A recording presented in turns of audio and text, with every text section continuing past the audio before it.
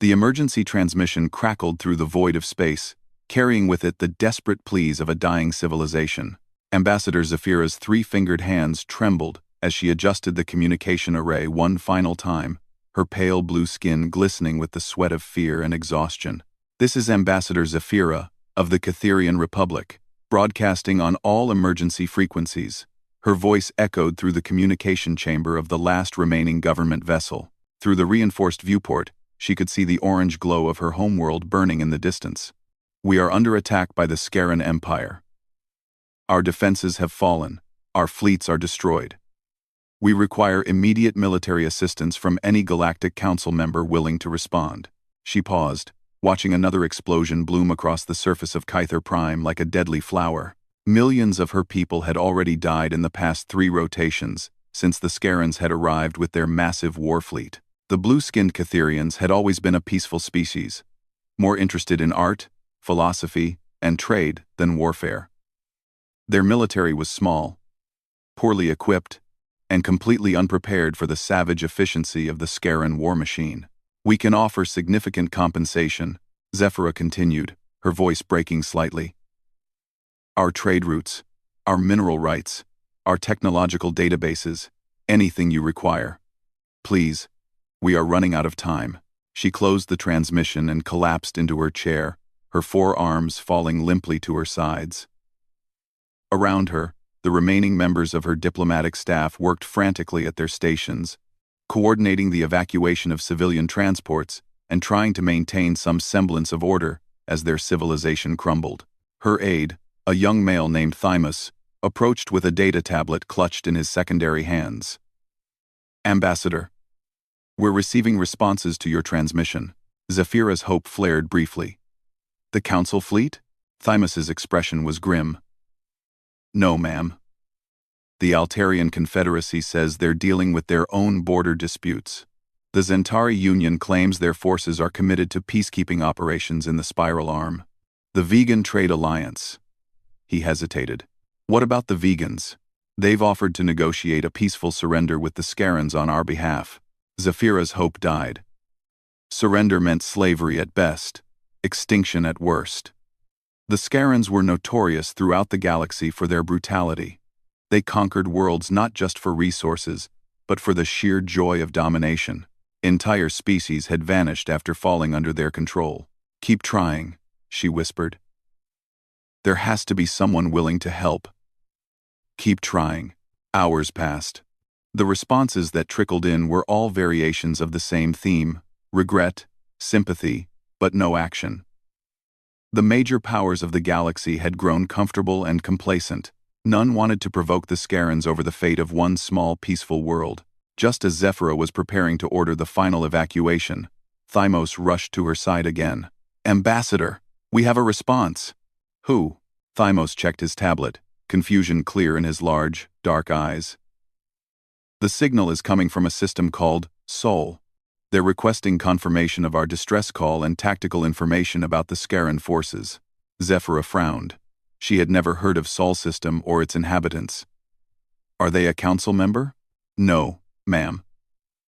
According to the Galactic database, they're listed as a pre-contact species from a single world in the Outer Rim.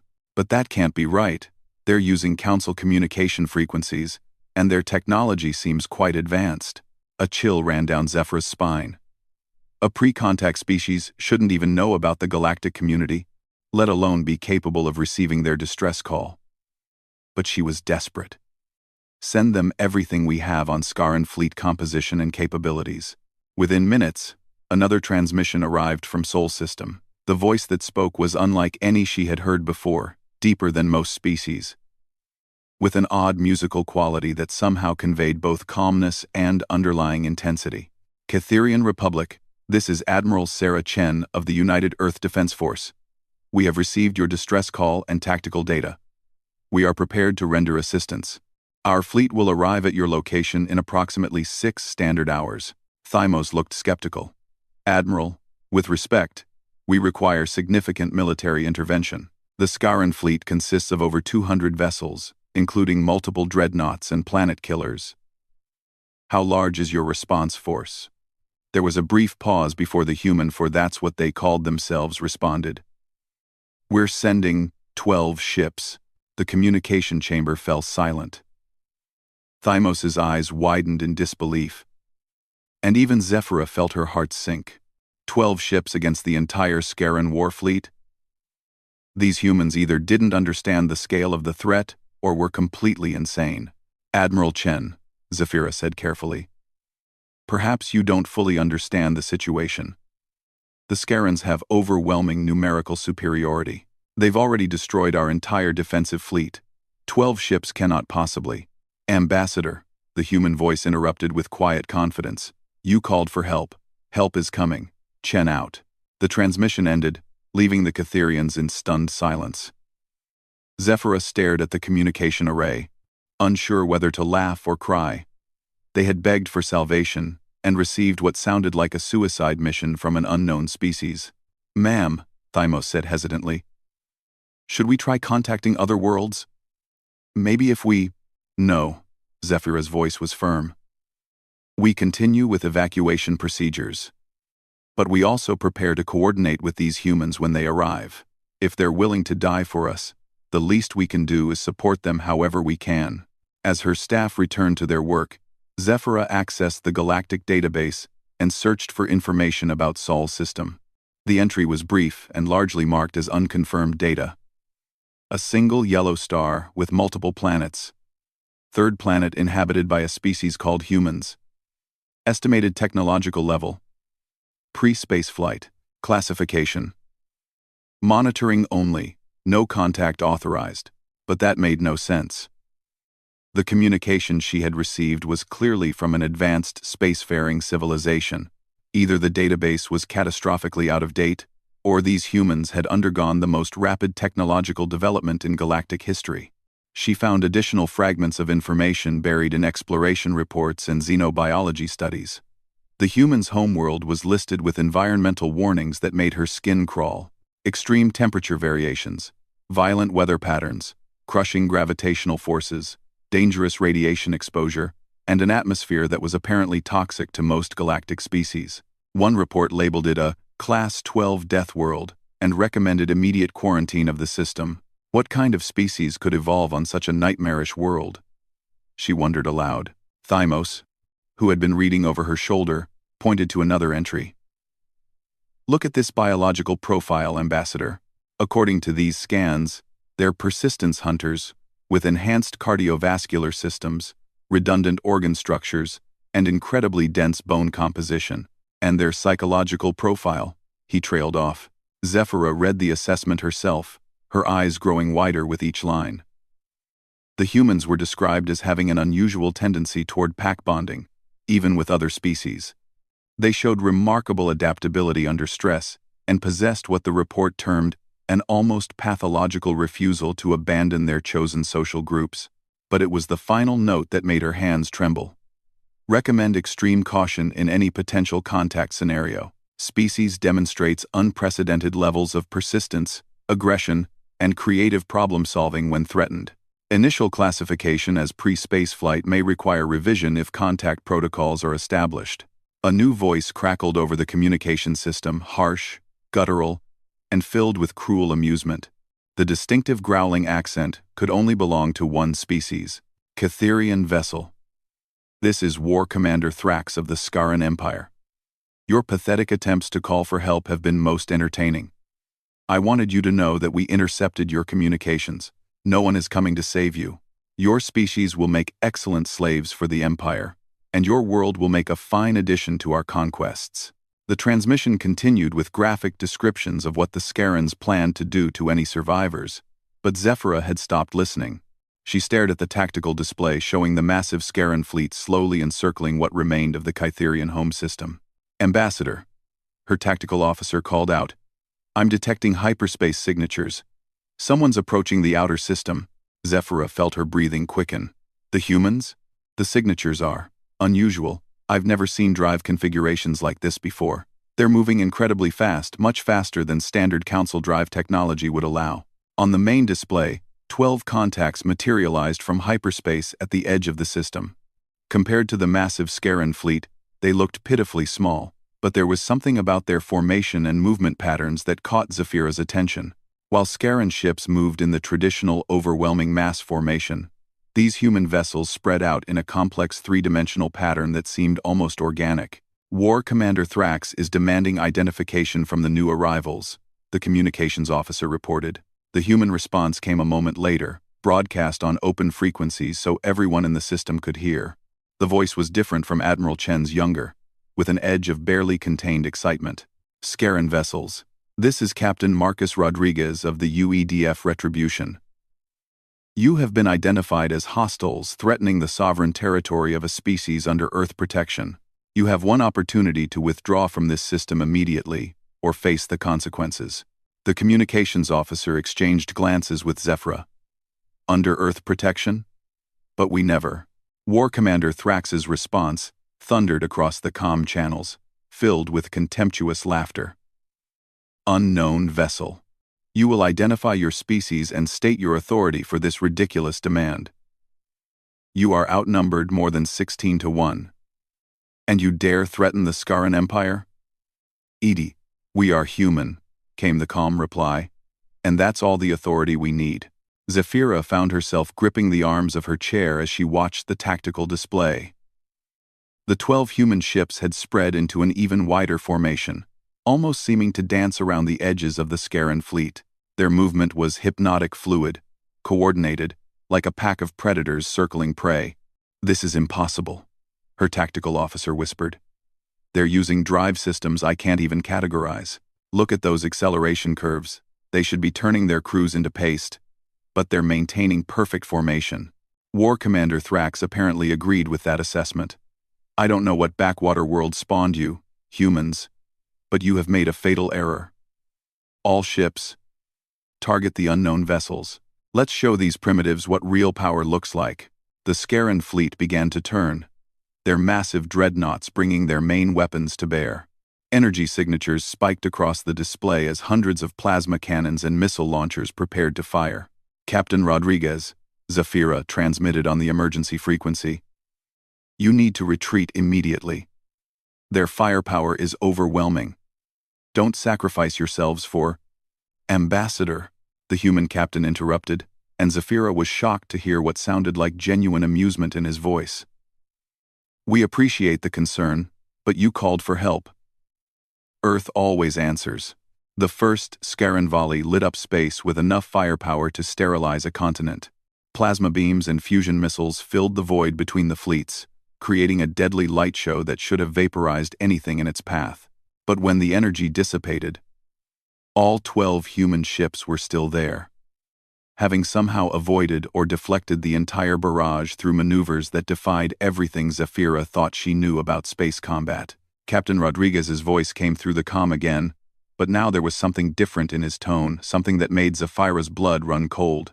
War Commander Thrax, you just fired on ships flying under the Earth flag. That was a mistake.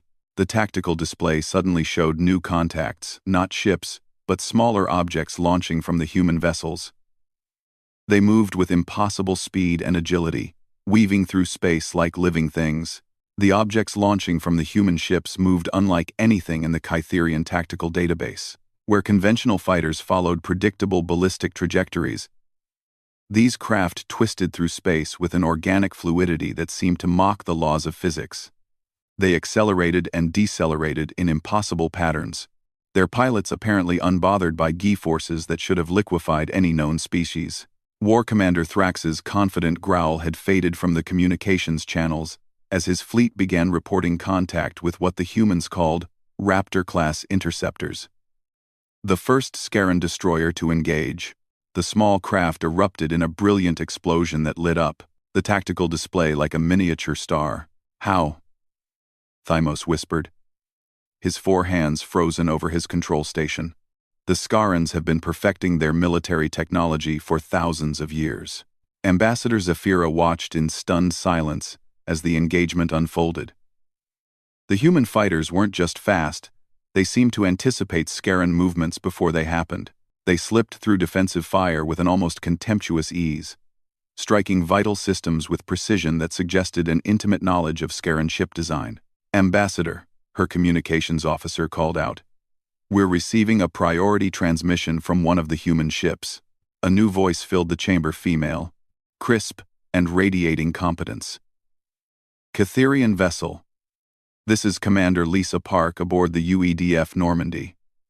We're going to need you to move your ship to these coordinates immediately. We're about to make things very messy out here. The coordinates appeared on their navigation display, indicating a position well behind the human battle line. Zephyra hesitated for only a moment, before ordering her pilot to comply. As their ship moved to the designated safe zone, she found herself studying the human vessels more carefully. They were unlike anything in her experience.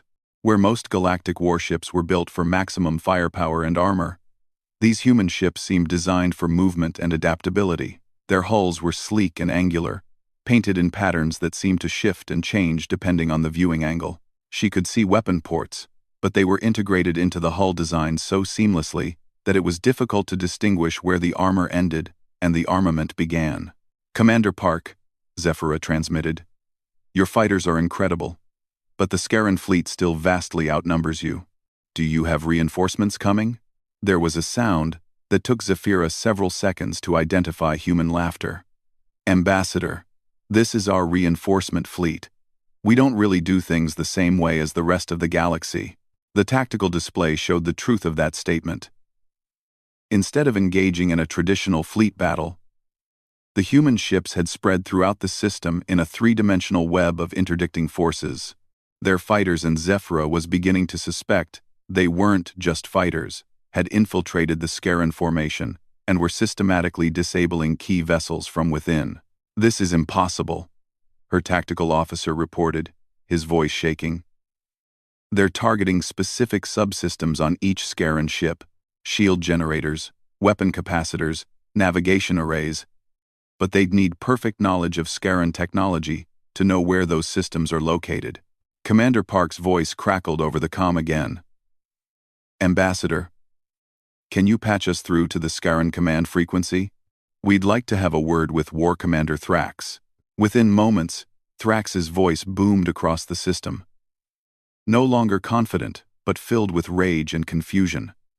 "What are you creatures? Your technology is impossible. Your fighters move like living things." "War Commander," came the reply from what Zephyra assumed was Admiral Chen. "You're dealing with humans. We've been watching your empire for some time now, studying your tactics, learning your weaknesses, every ship design, every weapon system, every strategic doctrine. We know all of it." Thrax's response was a wordless roar of fury. "Impossible. Our empire spans 1,000 worlds. Our fleets have conquered species across half the galaxy. You cannot have—" "Actually," Admiral Chen interrupted with infuriating calm, "it was quite easy. You see, War Commander, your empire has a fatal flaw. You're bullies. You only attack species that can't fight back. You've grown soft, predictable. You rely on overwhelming numbers because you've forgotten what it means to face a real enemy."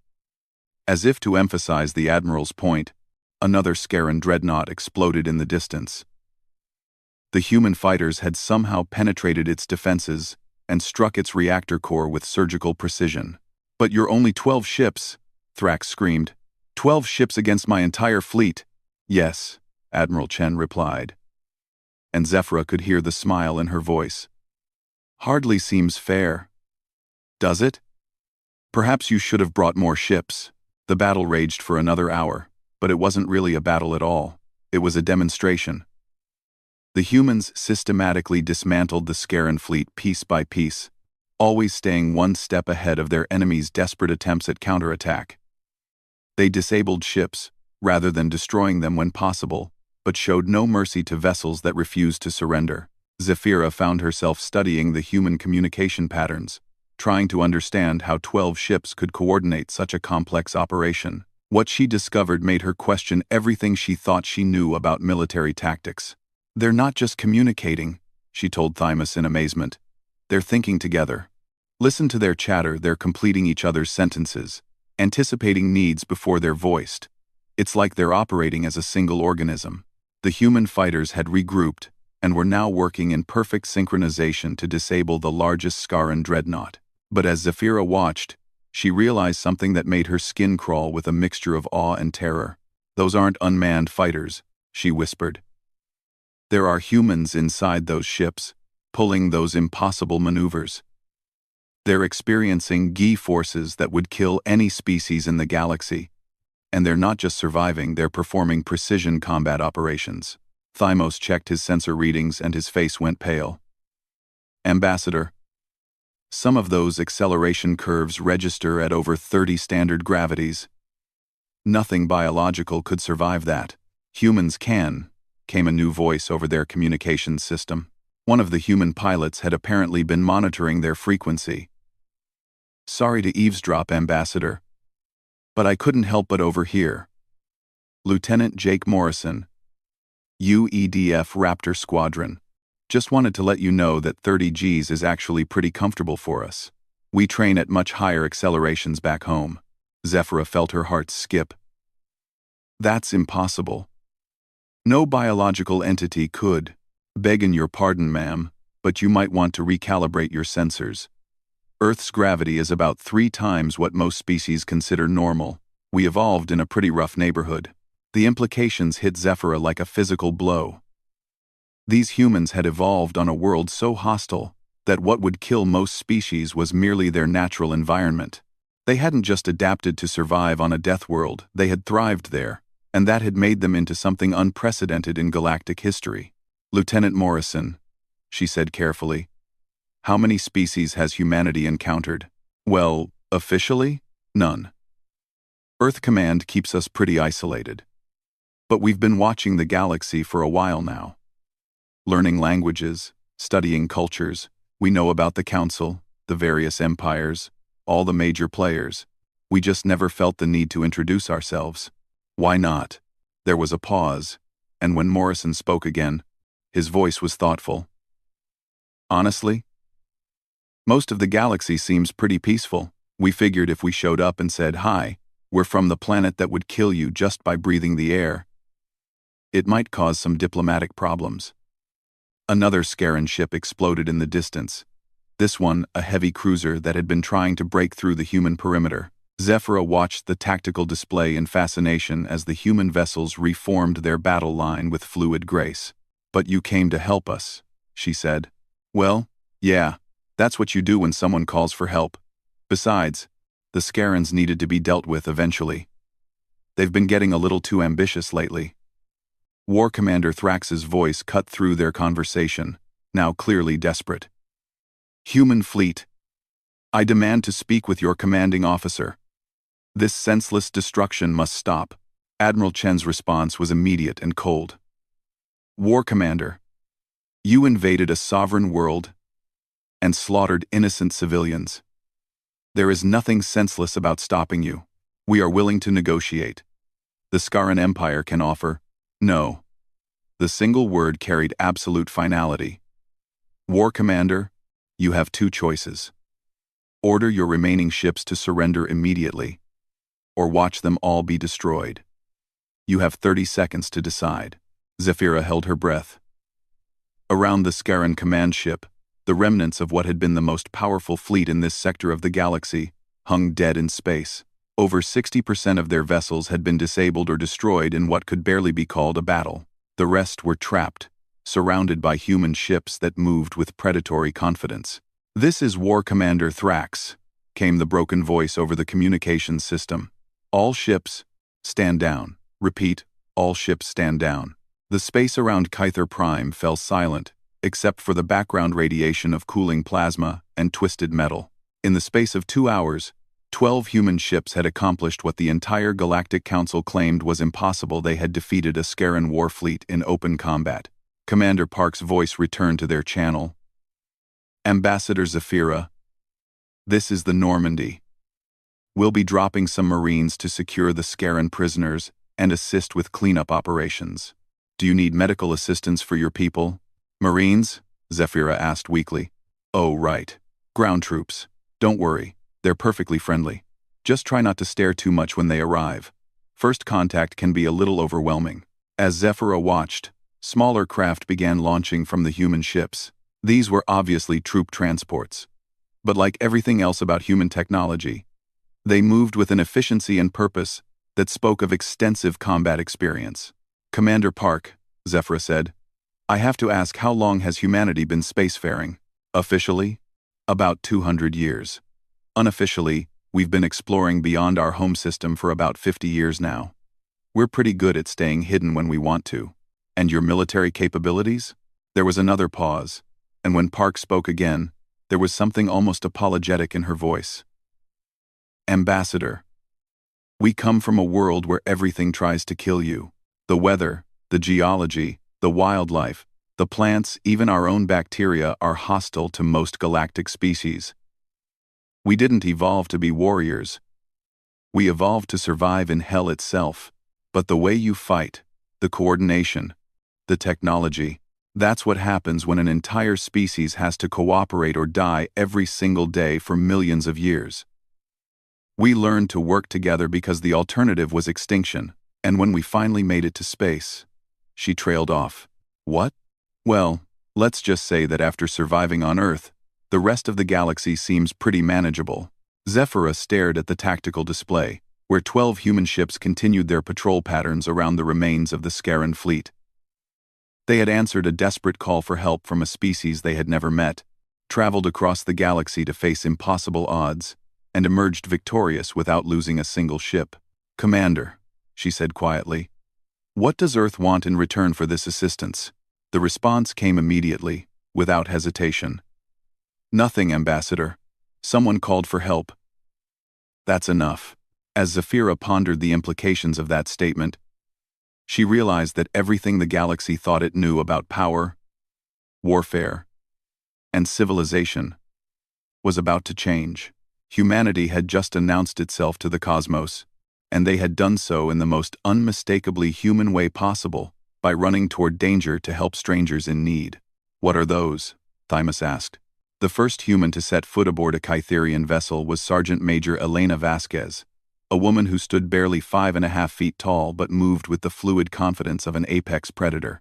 When she materialized in the transport bay via some kind of advanced matter transmission system, Ambassador Zephyra's first thought was how deceptively fragile humans appeared. That illusion lasted exactly until Sergeant Major Vasquez casually lifted a 300-pound piece of debris that had been blocking the corridor, tossing it aside with one hand while barely pausing in her conversation. "Just wanted to check on your people, Ambassador," Vasquez said, her voice carrying the same calm competence that seemed universal among humans. "We've got medical teams standing by if anyone needs assistance." Zephyra watched in fascination as more humans beamed aboard. They moved through the ship with practiced efficiency, but there was something almost gentle in their interactions with her people. Despite being from a world that had apparently shaped them into living weapons, they seemed genuinely concerned about Kytherian welfare. "Sergeant Major," Zephyra said carefully, "your medical teams, are they equipped to treat non-human physiology?" Vasquez smiled, an expression that somehow managed to be both reassuring and slightly unsettling when displayed by a being from a death world. "Ma'am, we've been studying galactic biology for decades. Our medical AI can adapt to any known species' physiology in real time. We've even got some experimental treatments that might help with trauma from Scaran neural weapons." As if summoned by her words, a human medical team entered the bay. They moved like their military counterparts, with purpose and coordination, but their equipment was clearly designed for healing rather than destruction. Zephyra watched one of them kneel beside a wounded Kytherian civilian, his hands moving with surprising gentleness as he operated some kind of advanced medical scanner. "Mild cranial trauma, elevated stress hormones, but nothing we can't fix," the medic reported to his colleague. Initiating treatment protocol 7. Within minutes, the wounded Kytherian was sitting up, his injuries healing at a rate that seemed miraculous. The human medic smiled and offered him a small device. "This is a personal medical monitor. It'll keep track of your recovery and alert us if you need follow-up care." Thymos, who had been watching the proceedings with undisguised awe, approached Zephyra with his data tablet. "Ambassador, I've been analyzing the human technology. Their medical equipment appears to be at least 50 years ahead of Council standard. And their weapons. He paused, checking his readings again. Their weapons operate on principles I don't even recognize. What do you mean? They're not using plasma cannons or particle beams like everyone else. Their energy signatures suggest something called coherent force manipulation, whatever that means. And their armor isn't just protective, it's adaptive. I watched one of their Marines walk through a cloud of corrosive gas without even slowing down. Sergeant Major Vasquez had apparently overheard their conversation. Sorry. Couldn't help but listen in. Your people seem curious about our tech. That's pretty normal for first contact situations. Zephyra turned to face the human. Sergeant Major. With respect. Nothing about this situation is normal. Your species appears to have developed technology that surpasses anything in the galaxy, yet you've remained hidden until now. Why? Vasquez was quiet for a moment, her expression thoughtful. Honest answer? We weren't sure we'd be welcome. Earth Command has been monitoring galactic communications for decades, and we've seen how the Council deals with unusual species. Most get classified as either primitive or dangerous. We figured we'd probably end up in the dangerous category. But you came anyway when we called for help. 8. Yes, ma'am. That's what humans do. As they spoke, reports continued to stream in from across the system. Human teams were working with incredible efficiency to secure Scaran prisoners, repair damaged Catherian infrastructure, and coordinate refugee assistance. What impressed Zephyra most was how they seemed to anticipate needs before they arose. Admiral Chen's voice crackled over the communication system. Ambassador Zephyra.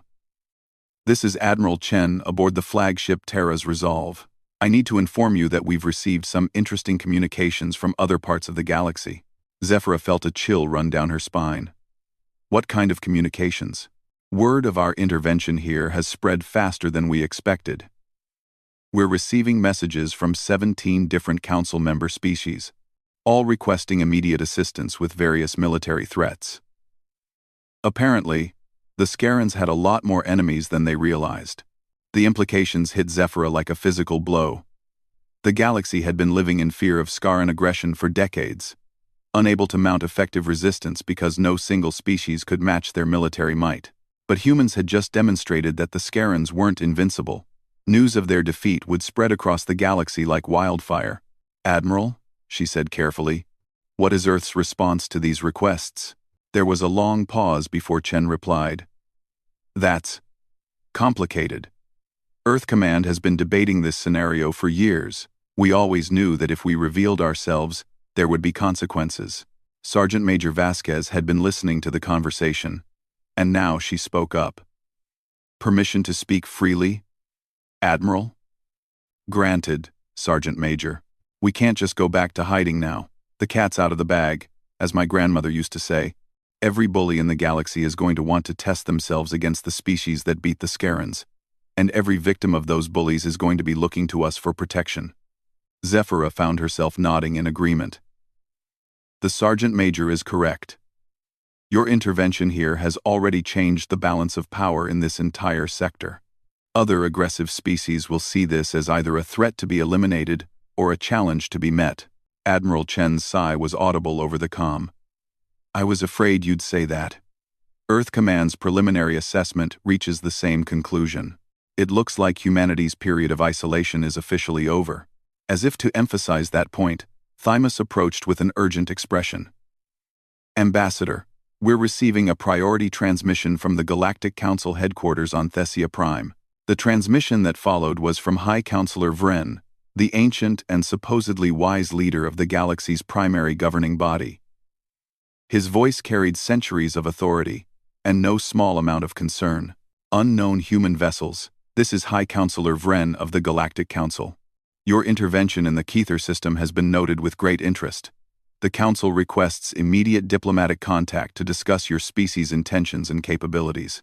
Admiral Chen's response was prompt and respectful, but Zephyra detected an underlying steel in her voice.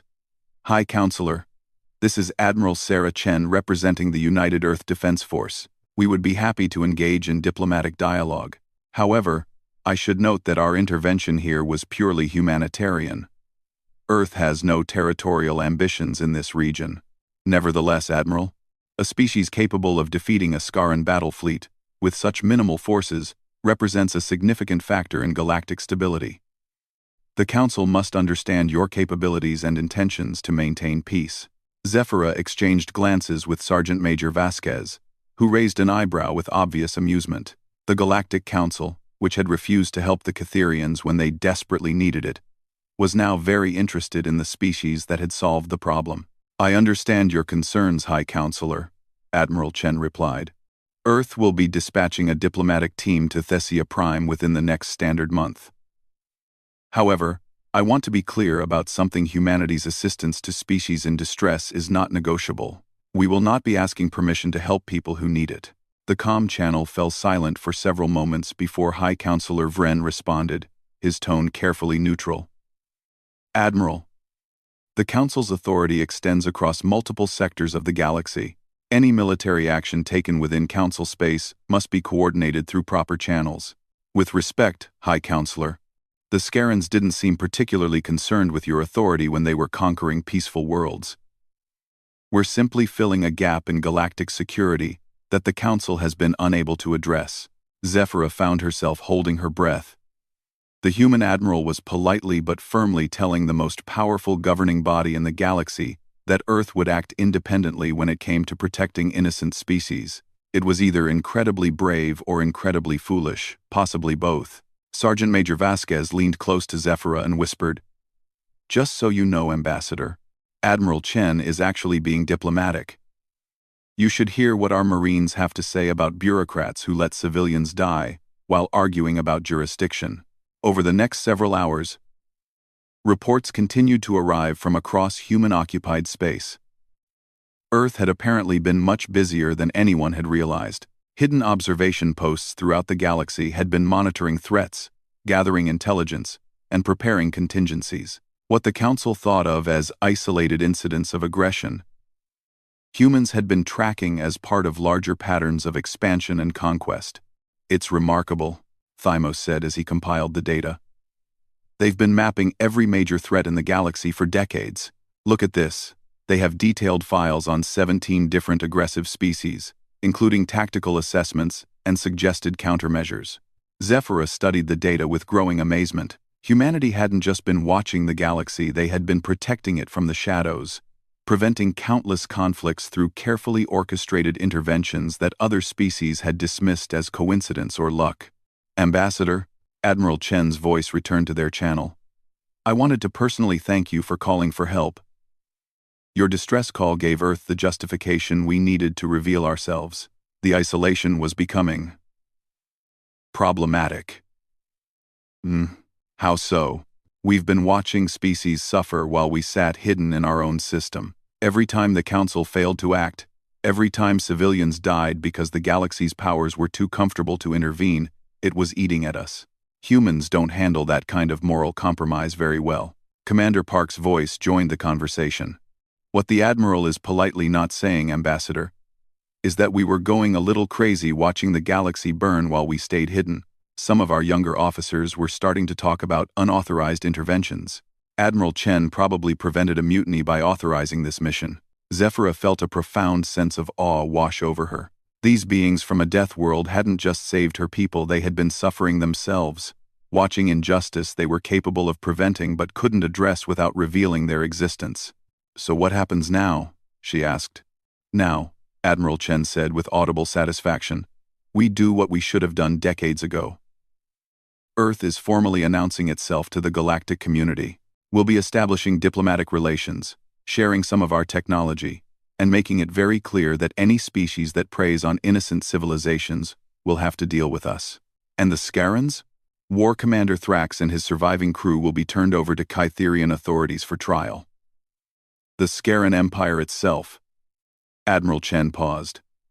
"Well, let's just say they're about to discover what it feels like to be on the receiving end of overwhelming force." As the human fleet began organizing for departure, Zephyra realized that this day would be remembered as a turning point in galactic history. The balance of power had shifted fundamentally. Species that had lived in fear could now hope for protection. while those who had grown comfortable through aggression would have to reconsider their methods. Admiral Chen, she transmitted one final time. On behalf of the Catherian people, I want to express our eternal gratitude. You came when no one else would. You asked for nothing in return. And you've given us back our future. Fars win our cashin. When you ask future, Ambassador, came the warm reply, that's what neighbors do for each other.